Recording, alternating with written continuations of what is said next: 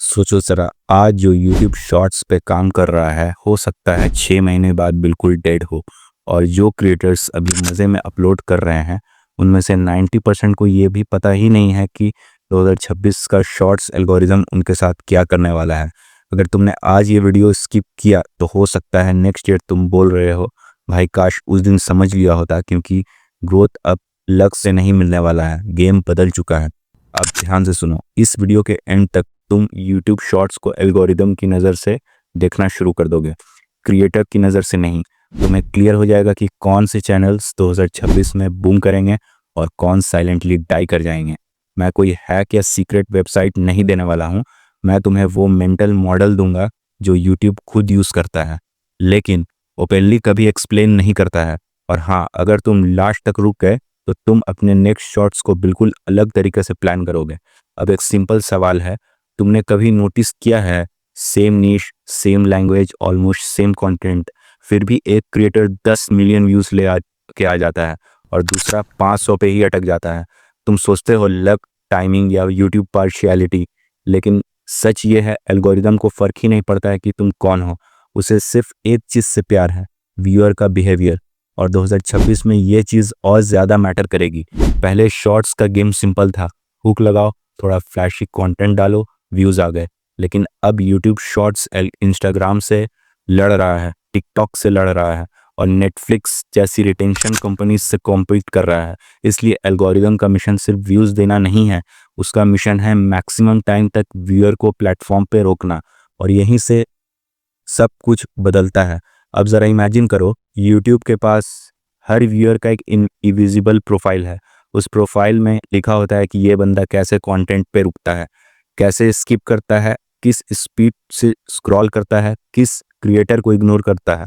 2026 का एल्गोरिदम तुम्हारे शॉर्ट को पहले टेस्ट करता है सिर्फ 50 से 100 लोगों पे। अगर उनके बिहेवियर में एक भी चीज़ एल्गोरिदम को पसंद नहीं आई तो गेम ओवर, वीडियो डेड हो जाएगा, तुम्हें पता भी नहीं चलेगा कि क्या गलती हुई।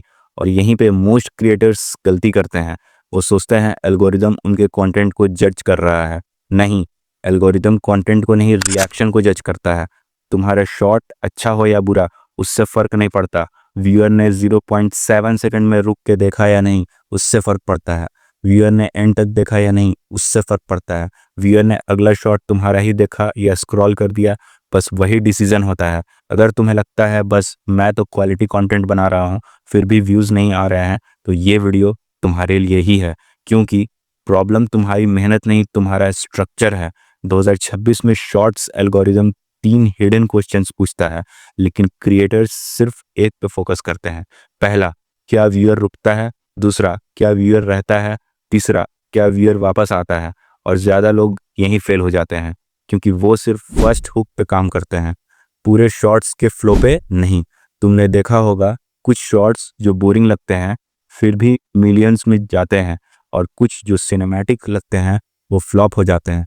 रीज़न सिंपल है, एल्गोरिदम को तुम्हारी एडिटिंग पसंद नहीं आनी चाहिए, व्यूअर को दिमाग पसंद आना चाहिए। अगर व्यूअर के दिमाग में हर 2 सेकंड में एक नया क्वेश्चन पैदा होता है तो एल्गोरिदम तुम्हें पुश करेगा। 2026 का एल्गोरिदम एक चीज़ और ज़्यादा एग्रेसिवली मेजर करेगा, कंप्लीशन विथ सेटिस्फैक्शन।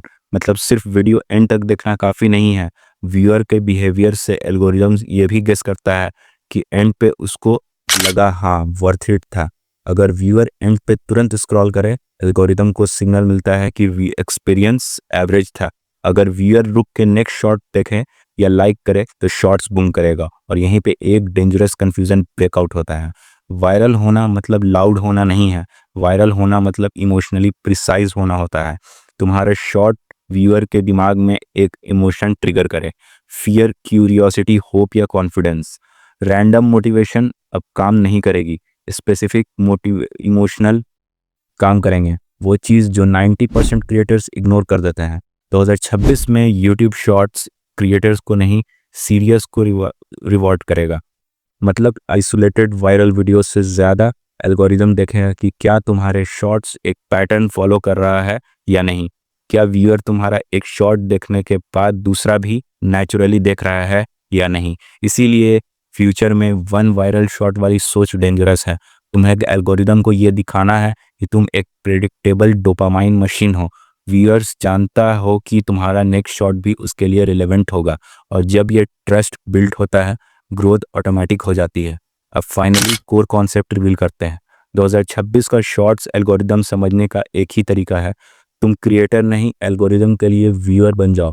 अपना हर शॉट अपलोड करने से पहले एक सवाल पूछो, अगर मैं व्यूअर होता तो क्या मैं 1 सेकंड रुकता?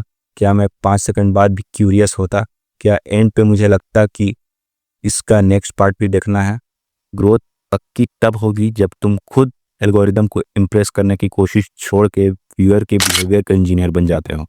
जब तुम हुक्स नहीं क्यूरियोसिटी चेन्स डिज़ाइन करते हो। जब तुम व्यूज़ नहीं व्यूअर हैबिट्स करते हो।